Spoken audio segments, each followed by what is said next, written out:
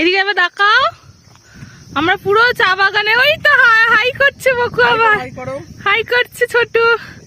আমরা পুরো চা বাগানের মধ্যে ছিলাম। ওই যে আমাদের কটেজ, আর চারিদিকে যেদিকেই চোখ যাচ্ছে শুধু চা বাগান। আমরা টোটাল 3টে ফ্যামিলি, মানে আমাদের একটা ফ্যামিলি আর হাজব্যান্ডের অফিস কলিগের আরও 2টো ফ্যামিলি, টোটাল 3টে ফ্যামিলি মিলে বেরিয়ে পড়েছিলাম নর্থ বেঙ্গলের কিছু অফবিট প্লেসেসগুলোকে এক্সপ্লোর করার জন্য।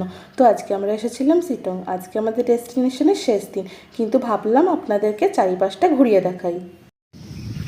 এখন বাজছে ভোর 6:30, আর আমরা আছি এখন শিলংয়ে।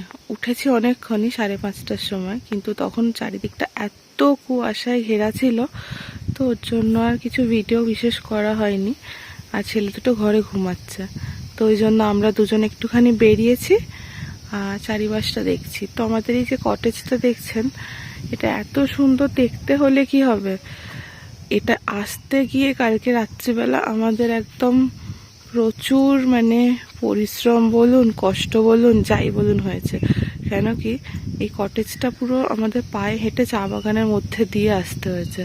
তো সেটা তো একটা অন্য রকমের থ্রিলিং এক্সপিরিয়েন্স ছিল বটেই, কিন্তু কালকে যখন আমরা আসছিলাম, ওই জায়গাটার নাম কি তাকদা, তো কাল তাকদা না জেপি, কাল যেটা থেকে আসলাম জেপি থেকে যখন আসলাম তখন প্রায় আমাদের রাস্তায় 6 ঘন্টার উপর লেগে গিয়েছিল। কয়েকটা জায়গায় হল দিয়ে দিয়ে আসতে হচ্ছিল। টোটাল 4টে বাচ্চা ছিল, তো ওর জন্য থেমে থেমে আস্তে আস্তে অনেকটাই সময় লেগে গিয়েছিল। তো তারপরে আস্তে আস্তে আমাদের তখন রাত হয়ে গিয়েছিল। আর রাত হয়ে যাওয়ার পরে হয়েছে কি, ওই চা বাগানের মধ্যে দিয়ে ছেলে দুটোকে নিয়ে ওঠা হচ্ছে একটা পুরো চ্যালেঞ্জিং কাজ। কিন্তু যাই হোক, আজকে সকালটা এসে চারিদিকটা দেখে একদম মন পুরো জুড়িয়ে যাচ্ছে। এখানের ওই চিকেনের কথাগুলো বলো। মানে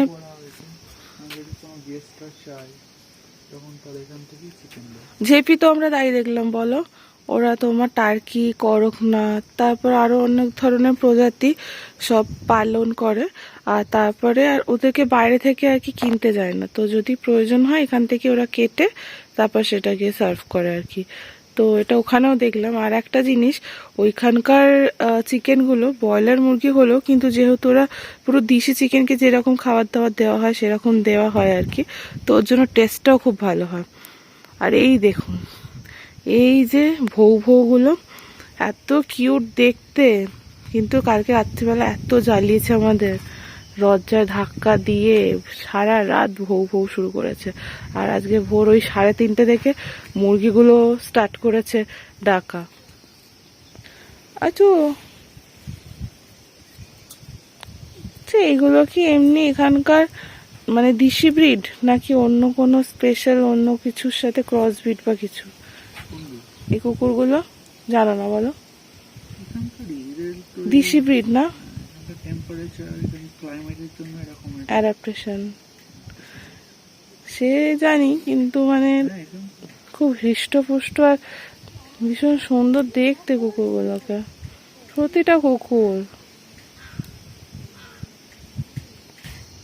এই কটেজটা হচ্ছে সুমিদের, আর ওর ঠিক পাশেরটাই হচ্ছে আমাদের। আর বিজয় দাদেরটা হচ্ছে গ্রাউন্ড ফ্লোরে, মানে ওই কয়েকটা স্টেপ নেমে। তার আমাদেরকে একটুখানি ক্লোজ থেকে দেখাই। এই যে রাস্তাটা নামছে, এই যে রাস্তাটা নেমে ওই যে ঘরটা দেখতে পাচ্ছেন, ওইটা হচ্ছে দাদাদের। এখানে আরো অনেকগুলো ঘর আছে, আর ওই যে দূরেরটা দেখছেন ওটা হচ্ছে ডাইনিংটা। আর এখানে আরো অনেকগুলোই আছে, কিন্তু এত দূরের রাস্তাতেও প্রায় একটা ঘরও বলতে গেলে ফাঁকা নেই। কে দল খাচ্ছে গো? আমার ছোটটা দল খাচ্ছে নাকি? বকুল কই গেল? বকুল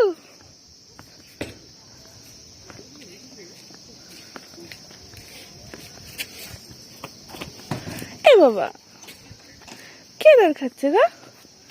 এই ছোট নাকি গো? মুখটা দেখিয়ে লজ্জায় একদম লাল হয়ে গেল, লজ্জায় লাল হয়ে গেল। একটুখানি মুখটা ছড়াও, আমাকে দেখো মুখটা। মুখটা একটু ঠিক কর না, ঢং করছিস কেন?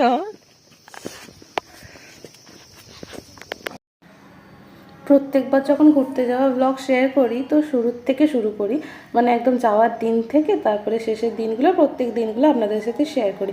কিন্তু এবার একটুখানি উল্টো হয়ে গেল আর কি।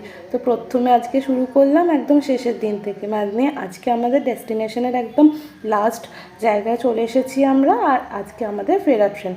তো ওখান থেকে ভাবলাম আপনাদের এইখান থেকে তারপরে আগে আগে আরও যে সমস্ত অফিস জায়গাগুলো গেছিলাম, যা যা খেয়েছিলাম সেই সমস্ত জিনিসগুলো শেয়ার করব।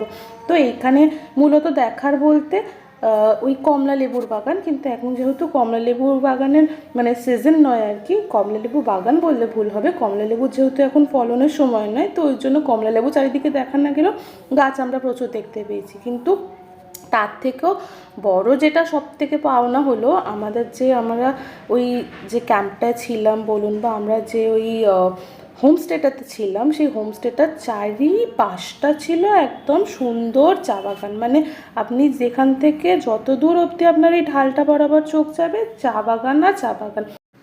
আর এই দেখুন, এই হচ্ছে আমাদের গ্রুপের সমস্ত পুরুষ সদস্যরা। আমরা মাত্র 3খানা মেয়ে, আর বাকি 6জনই ছেলে। 10জনের মধ্যে আমার বর, আমার বরের 2টো অফিস কলিগ, আর তাদের মানে টোটাল আমাদের আর কি 4টে বাচ্চা, সবাই ছেলে। তো এখানে আমরা মাত্র 3জন মেয়ে ছিলাম আর কি বলা চলে।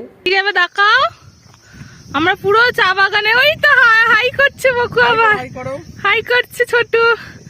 আমরা পুরো চা বাগানের মধ্যে ছিলাম, ওই যে আমাদের কটেজ, আর চারিদিকে যেদিকেই চোখ যাচ্ছে শুধু চা বাগান। তো আমরা এখানে এসেছিলাম জেপি ঘুরে। জেপি জায়গাটাও ভীষণ সুন্দর, আপনাদের আগামী ভিডিওগুলোতে দেখানোর চেষ্টা করব। আর এই যে সরু রাস্তাটা দেখছেন, এই রাস্তাটা দিয়ে আমরা কালকে উপরে উঠে এসেছিলাম।